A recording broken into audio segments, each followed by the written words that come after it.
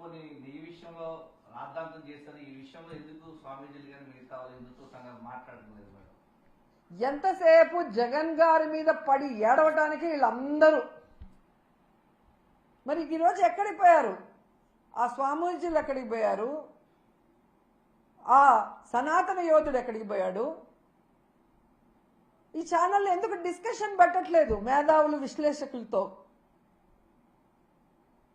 వైకుంఠ ఏకాదశి ఉంది ఒక సైడు మోడీ గారి మీటింగ్ ఉందని తెలిసి కూడా కుప్పంలో స్వర్ణ కుప్పం అని చెప్పి సెల్ఫ్ డబ్బు కుట్టుకునే ప్రోగ్రాం ఎందుకు పెట్టారు?